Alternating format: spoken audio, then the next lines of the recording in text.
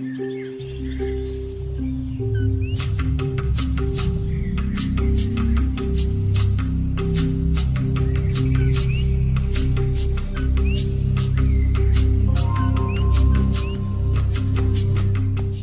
guys, welcome to episode 5 of Roarcast podcast. I'm Ruth Uchenna, your host, and today we have special guest with us. From the math department chair is Ms. Tarek with her students Carmen, Kaylee, Musa, and the youth career coach Ms. David. Thank you for having us. And let's not forget about Mr. Oh my Sala. God, I was just sitting next to you, Ruth, hoping that you'll notice me and say my name. But yeah, thank you. Thank you for the warm welcome. I'm Mr. Sala, your podcast associate. And thank you so much for having me in this show. And on your behalf and everyone in this Roarcast podcast production team, a very warm welcome to the 5th episode. As Ruth have already mentioned, we have Kemar, Musa, and Kaylee from the math team with us. We are so excited to have you all, and congratulations on winning or being placing the bronze, right? Yes, bronze place in Bronze. 8th grade math. Yes. Yay. And we're so excited to have you, Ms. David, with us, our students, and we look up to you so much for the service you provide to give students guidance, and also we're going to listen all about that. But before that, I would like to take this opportunity to recognize that this month, May, is recognized as the Asian American Native Hawaiian Pacific Islanders Recognition Month, which means that this month we take our time to recognize and celebrate the diversity we have in our students from all these countries, which make our learning environment such more rich, insightful, and inspirational. And so a big cheers to all our students who identified themselves as AANHPI. Well, that's a mouthful. But yeah, and being a Bengali, like South Asian person myself, it is so inspiring for me to see that we are also, our students who are Asian American, Native Hawaiian, or Pacific Islanders, they're recognized, and yeah, I'm all for it. Having said that, I also would like to mention that we have our guest today, also are Asian American former students, but currently also like leaders in their own realms. So welcome you all, and we also have Musa among us. He's also is from that group of like diverse students that we celebrate, and we are so proud of you. Having said that, Ruth, I would like to know from you, what do you have any friends who are Asian American or Pacific Islanders or Native Hawaiians? Please share what you know about them. Yeah, the floor is yours. Yes, I have a friend who's Asian American. Her name is 6'1", and we used to share a lot of food together. We go to each other's house, be eating noodles, and then I'll bring my own snacks, and we'll be eating together and watching movies. What kind of movies? We'll be watching movies like. It honestly depends. Sometimes it's horror movies because we get really Lord. bored. What about you, Ms. Diva and Ms. Tarek? How was your life as a PGCPS student? Well, I did not go to PGCPS. I went to MCPS, but Miss David is a PGCPS product, so I'm going to let her go first. So, yep, I am PGCPS proud, and I literally went to school right in our neighborhood. That's why I'm back here. I went to Cool Spring. I went to Kenmore. I went to High Point, which a lot of our students will be going to. And while I was going there, both of my parents, well, still, they are Asians who have come to America as immigrants. They're from South India, Kerala, and Tamil Nadu. But I was born and raised here. So inside the house, it's India. You have a grandma. They're always playing Indian music, Hindi music, Malayalam music. And outside on the street, you have reggaeton, daddy Yankee, salsa, cumbia, merengue. And at school, I was lucky to go to High Point when it was one of the most diverse schools in the country. So I was involved in Asian Club. We would host assemblies to share our culture. In our modern dance team, I learned how to dance, and I shared Indian dance. We learned Latin styles. We learned African styles. We There was really a great time to share culture and to really live in your own culture. So I kind of got to authentically be myself at High Point, but also learn and take part of everybody else's culture. And it always resulted in really, really good food at the time. How about you, Tarek? Yeah, I definitely think food is a big part of our culture. So it's really interesting that Ruth said that. I'm from, well, my parents are from Bangladesh. I was born here and briefly lived in Pakistan for 2 years. And I like had to ask my mom, I was like, Mom, everything we do involves food. Like, what is going on? We have a specific food for every kind of event.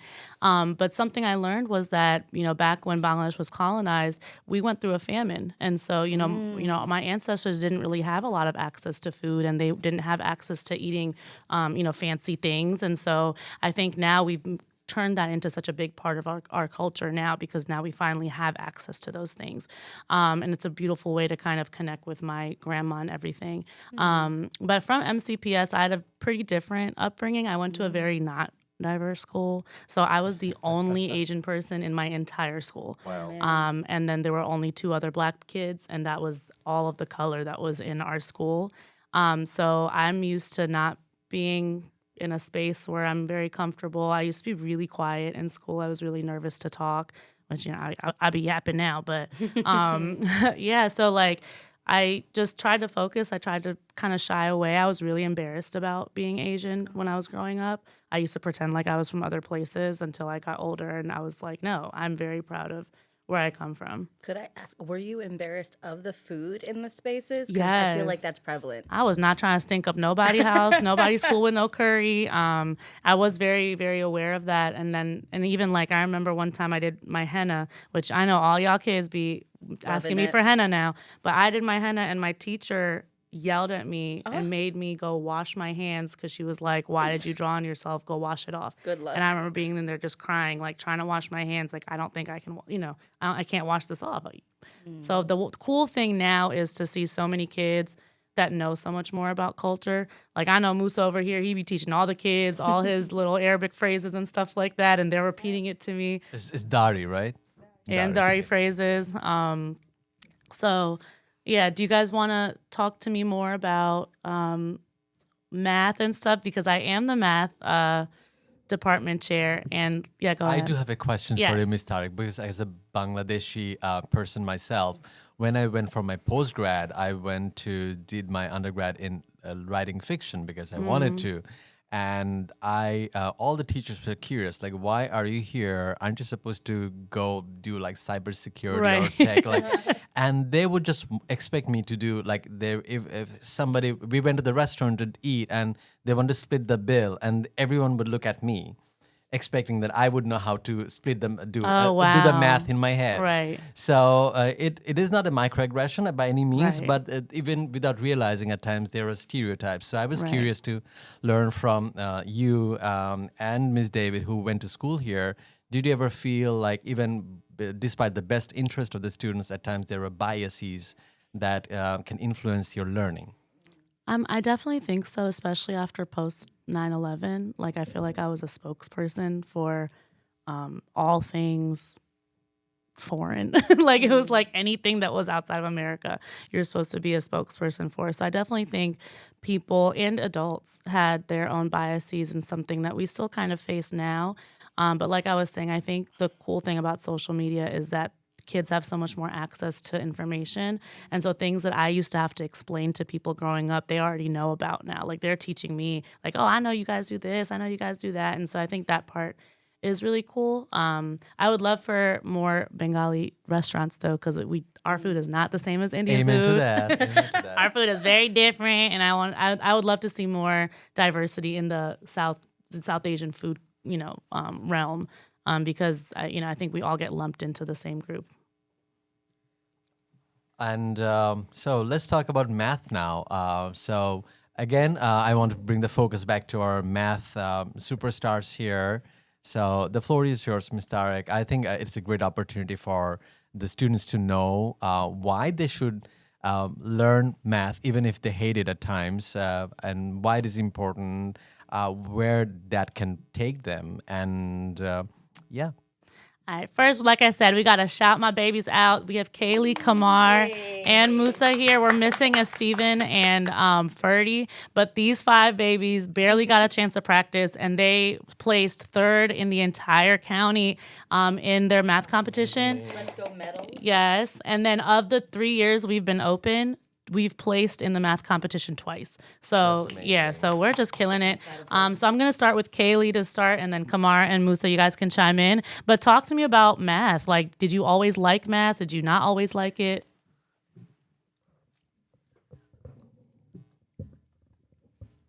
I want to go for here. You go first. Well, since I was a kid, math has really come easy to me. So I got to like it over time. I don't really got nothing else to say, though. That's all I got. That's fair. What about you, Musa? Like same as Kmart, but for me it was a little bit hard because in my country the hard was like so different. 9th grade math as same level as like college math in here, so it was very hard. Oh. But I'm still managed to like be very good, and I think Kaylee has a good information about this. She can talk. What about you, Kaylee? What do you think? I really didn't really like math because I wasn't really into math. I was mostly into science. Like I like science mostly. What got you into it?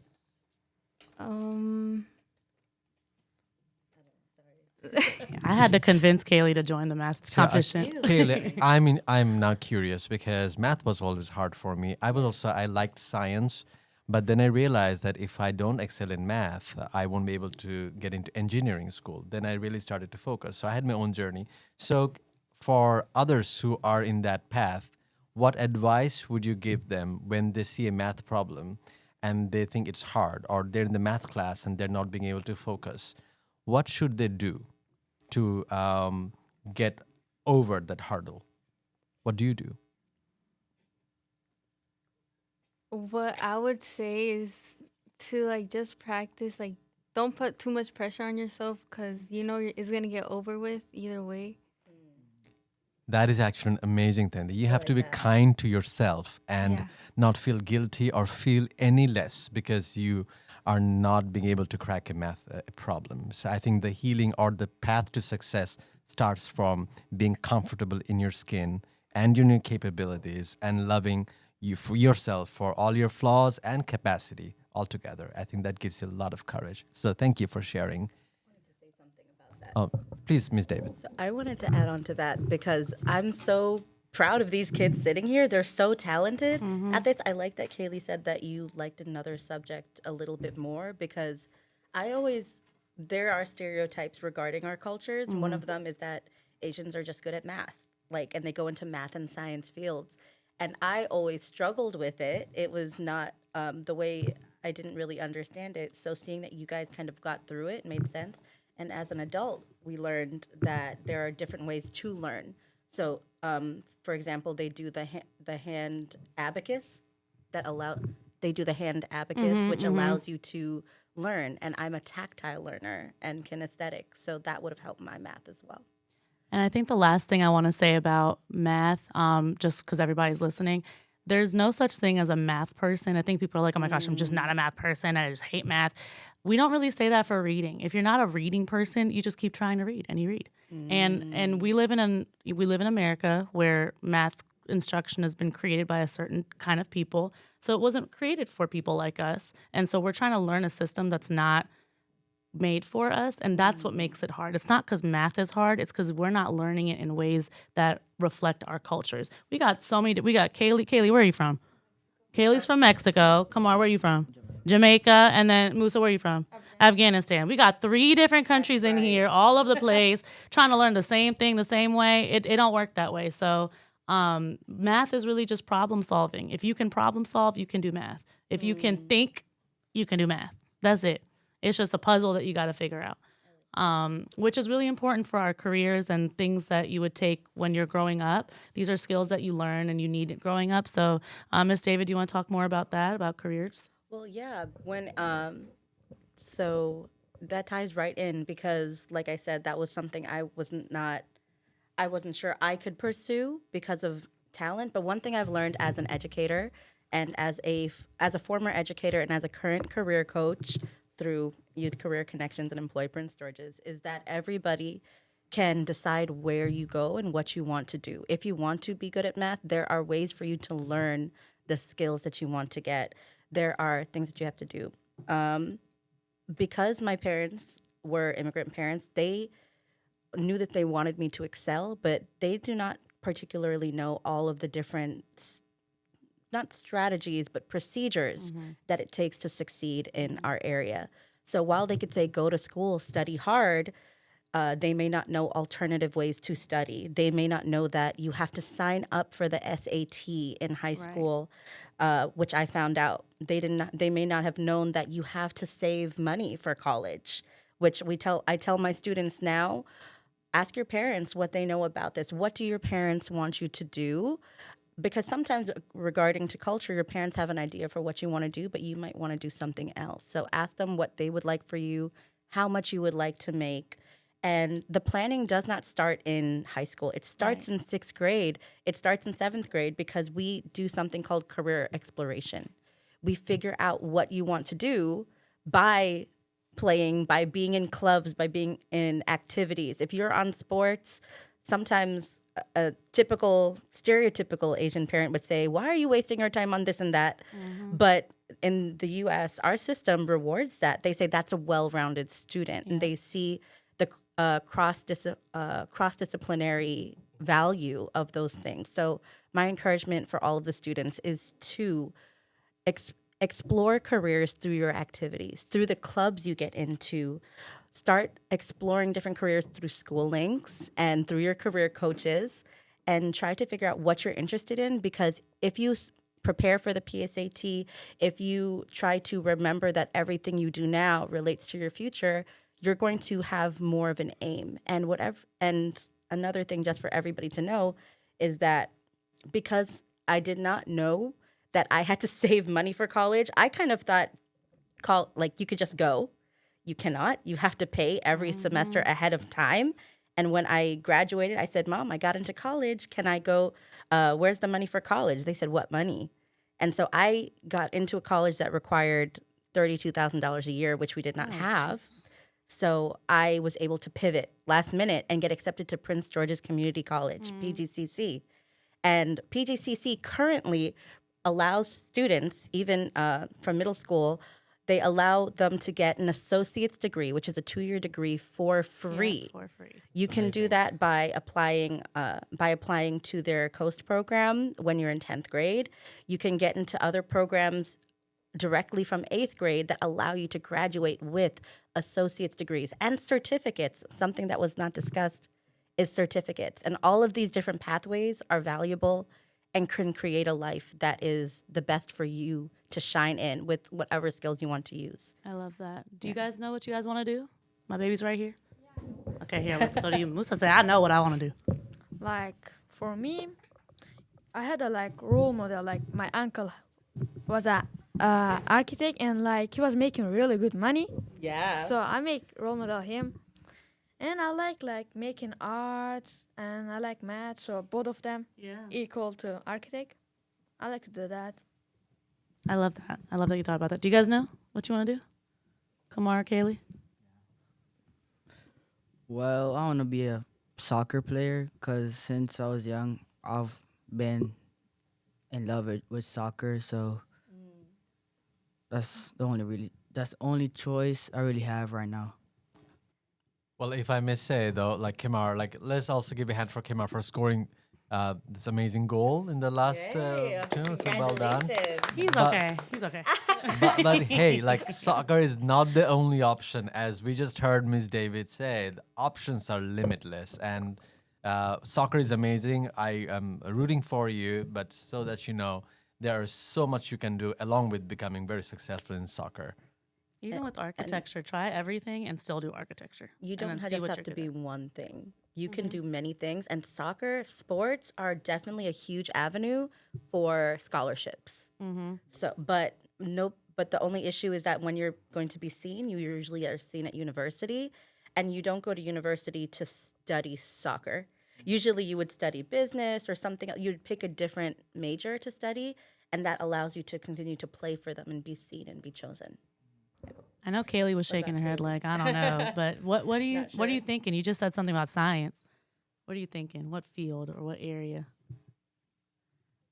I don't really know anything about like science jobs or something, but I remember when I was in 5th grade, I wanted to be in architecture, but like too much math involves. I don't really like it. She's good at it. She just don't think she is. Well, Kaylee, if that's any constellation, architecture is more about anthropology, aesthetics, mathematics, not as much about like complex math design, because you do the design, then you give your design to the civil engineer and make it a nightmare for him to do all the mathematics to make your designs feasible. So as a former civil engineer, I can tell you that don't worry about, I mean, you need math, period. But for architecture to excel, you have to just develop this sensitivity toward people's needs, create the greater awareness about communities, and have your own point of view and sense of art. I think that is what is the main like propelling force. However, so thank you so much for coming here. Ruth, do you have any questions? You've been hosting, so I want to also thank you, Ruth, for your Thank you, girl. hosting this. So what do you want to be, Ruth, when you grow up? I want to be a nurse. I like that. That is very noble. And so I think we're almost coming to the end of the show. But before that, I just wanted to highlight what we talked about today, celebrating the Asian American and Pacific Islanders and Native Hawaiians month. And we had talked about our math department and celebrated our achievements of our math students. And we learned so much about career and placement. So I have a question for Ms. David. If students need any help, where do they find you? I'm usually at Sonia Sotomayor. I'm usually at Sonia Sotomayor on Mondays and Tuesdays in the library media center. But if I'm in classes, you can always email me at pg_cierra.davad@pgcps.org, and I will find you so that you don't have to be roaming around the hallways to find me. You know that's what y'all like to do. I don't support that. I support you having me come to you. And I'm also at Buck Lodge on Wednesdays and Thursdays. And the kids find me the same way. Do you want to say anything else, or we're just closing it now? So her conclusion will be recorded separately. Oh, okay. No, I don't have anything else to say. I was just going to suggest for my future architects. Do you guys know who Mr. Johnson is? Mr. Johnson, y'all call him Frank Ocean. Oh, now we know who it is. He studied architecture undergrad, so he'd be a great person to speak to. And so I think the cool thing is in our school, even though we're all teachers, so many of us have different backgrounds. Like I didn't study teaching in the college, so those are some people to talk to as well about various careers and things like that. But thank you guys for having us. This is super cool. And don't forget to log into School Links to explore the careers and how much you can make and what you can do with them. Thank you for listening to Roarcast podcast. Make sure to like and subscribe and comment ideas for future episodes that we could use. Thank you and have a great day.